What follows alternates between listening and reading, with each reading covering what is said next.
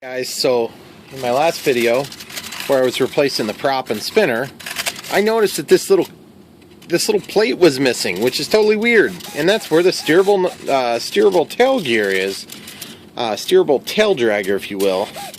And I just said, you know what, I am gonna remedy that right now. So if you'll go along with me on this tremendous journey, we're going to fix it. Okay, so what I'm going to use is a CD-ROM case. This one's been cut up a little bit from a full-size sheet. Just divides your CD-ROMs. If any of you youngins don't know what that is, it's a disc for reading information.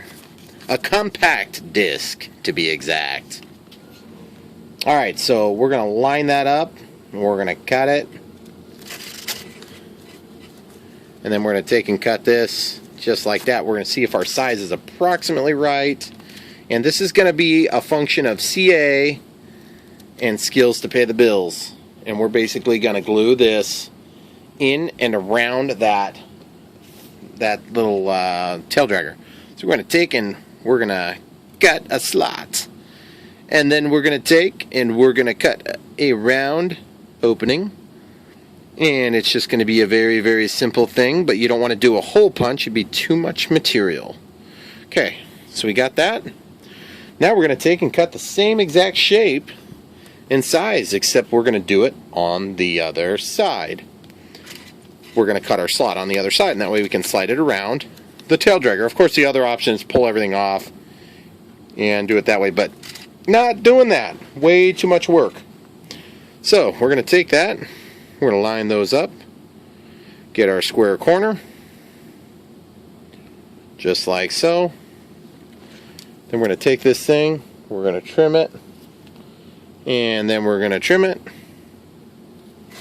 And I keep all those little pieces because I am a hoarder, evidently. And then you're going to take this thing, you're going to square it up so it looks good. You're going to cut it, you're going to cut it, you're going to cut it.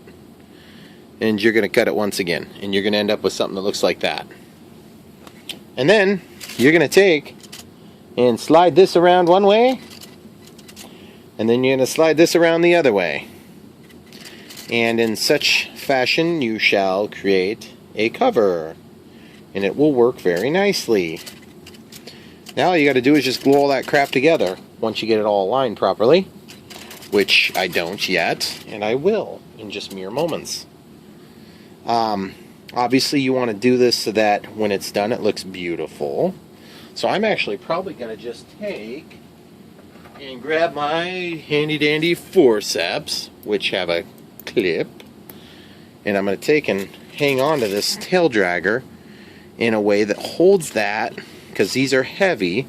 I'm just going to clip onto it and I'm just going to hold it where it needs to be. And that's going to hold that centrally. I might need to use my UMX tool, so I'm going to take this off and I'll show you my UMX tool real quick. Ooh, look at that fancy dance right there. Oh yes, that fits nicely. So now we can take and move things around in just the perfect angles, and we can have it hold it. Okay, so we've got our medium CA and our kicker here. And the medium CA is going to be glued upon this area. And it's going to work fantastically. Hey, stop it. And then we're going to take these little two pieces that should be eventually overlapping. And we're going to take the first one and we're going to stick it down in there, in that goop. It's going to work so fantastic. You guys are going to be thrilled and amazed. Then we're going to take this CA and we're going to kick it. Kick it! And then we're going to take some thin CA and we're going to do the same thing again, yet again. Just like so. Try not to overdo it. Overdoing it will just cause extra weight and frustration. Okay, now that we've got that on there, we can take and basically move the wheel back at our leisure. And actually I'm probably going to get a little bit more thick now.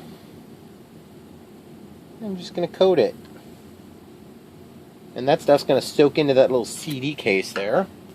It's going to work phenomenally. Kicker. Make sure you're in the center. And I did choose to leave this on so that I can wiggle the controls. Make sure no glue sticks those two together while we're doing this. Okay, so now we need to take the other half that we've created earlier. And this is going to just simply go in and make the other half to oppose the position of the wheel. Okay, so now we're sticking that down. Get in here, get a little bit of pressure on these things. A little bit of CA. Get that stuff soaked in nicely. Use a little stick if you need to hold it down. Just holding that wheel where it needs to be with my finger. Get some kicker and kicker. Very nice. Get the thin CA. Get that stuff in there. Let that soak in beautifully. And next thing you know, you've got this beautiful repair that'd be worthy of Park Zone laughing at it. Look at that. Look at that, guys. Can't even tell it's missing.